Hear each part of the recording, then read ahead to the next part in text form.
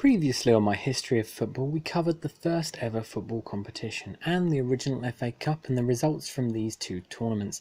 This time round there's another first to look into, the first ever official match between international teams.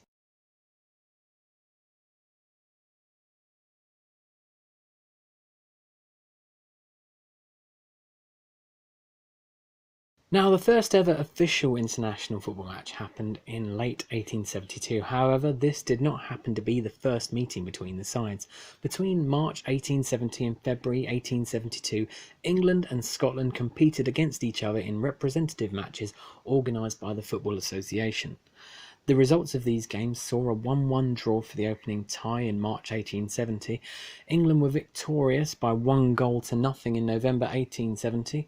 The teams then had another 1-1 stalemate in February 1871 before England picked up another two wins in the other two matches, 2-1 in November 1871 and 1-0 in February 1872.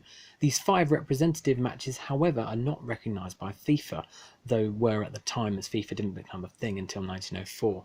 The reason for this is because the Scottish lineups for the matches were made up of predominantly London-based Scottish players.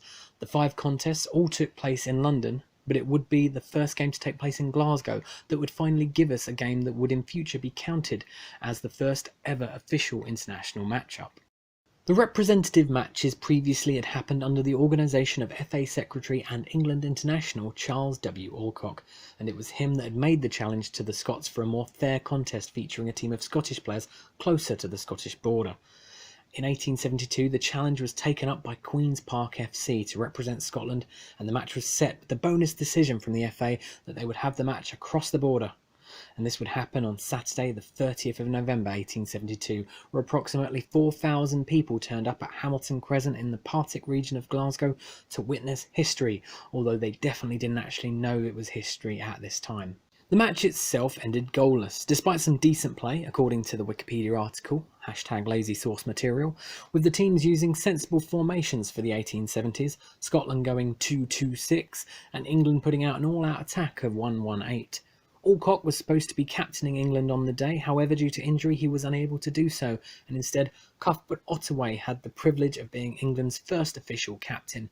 Scotland's goalkeeper Robert Gardner had the same honour for the home side and even got the chance to play outfield when he and the opposition goalkeeper swapped positions with other players at half-time. The two sides met again in March the next year at Kennington Oval in London with a much more interesting scoreline of 4-2 to England. With the success of the first Football Association Challenge Cup, a second took place from 1872 to 1873, with a rule which thankfully only stood for one season. The concept of the original tournament was, as the name suggested, a Challenge Cup, meaning that teams would compete to challenge the reigning champion, which essentially meant Wanderers, winners in 1872, were handed a bye all the way to the final, and all the other teams would battle out to decide who would then face them at the end of the campaign. The 15 sides looking to face Wanderers included the following teams returning from the previous competition: Barnes, Civil Service, Clapham Rovers, Crystal Palace, not that one, Hitchin, Maidenhead, Marlow, Queen's Park, Reigate Priory, Royal Engineers, Upton Park and Windsor Home Park, plus new entrants, First Surrey Rifles, Oxford University and South Norwood. It was decided that in order to reduce the amount of travelling for other teams, Scottish side Queen's Park would receive byes up until the semi-finals, meaning that for the second FA Cup in a row, Queen's Park would not actually have to play a match until the semi-finals. Lucky they had that England match from the previous bit to keep them in match practice. Only one of the first round matches didn't happen this time round, with Hitchin withdrawing, allowing safe passage for Clapham Rovers.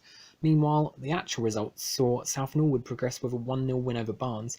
Then a week later there were wins for Royal Engineers, 3-0 over Civil Service, Maidenhead, 1-0 over Marlow, Windsor Home Park, 4-2 versus Reigate Priory, First Surrey Rifles, 2-0 away at Upton Park, and Oxford University, 3-2 against Crystal Palace, not that one. There were 8 sides left in the second round, however because of Queen's Park's series of byes, another club would also get a free pass to the third round. Royal Engineers were given the nod, leaving us with 3 matches to be played, and all of them finishing 3-0. Oxford University against Clapham Rovers, Maidenhead against First Surrey Rifles, and Windsor Home Park against South Norwood, though this match was actually a replay. South Norwood had initially won 1-0, but the result was ruled as void. The third round had a similar theme for the pair of matches that took place, with both Oxford University versus Royal Engineers and Windsor Home Park versus Maidenhead finishing 1-0, with Oxford University and Maidenhead picking up the wins. The next round officially was the quarter-finals. However, there was only a single match played, as Wanderers were already in the final and Queen's Park were given byes to the next stage. The teams in action were Oxford University and Maidenhead, with the students taking an easy 4-0 success.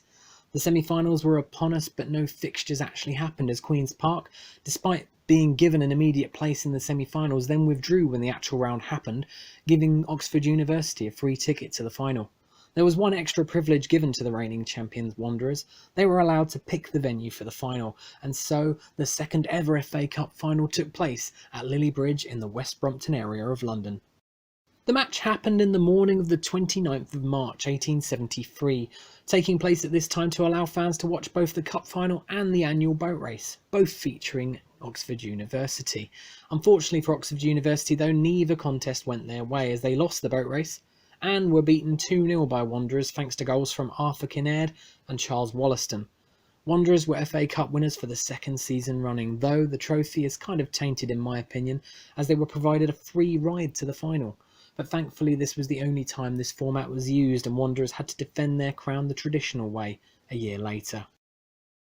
As we discovered in part 2 of this series, the sequel to the first FA Cup was probably not as good as it could have been with the weird Challenge Cup format, but as I said previously, thankfully, it was only a temporary situation. However, when it comes to international football, that was permanent, and it all began on a rain-covered field in Glasgow, officially anyway. On part 3, we will continue to cover results from the FA Cup, but we'll also see how the inaugural version of the Scottish equivalent went down.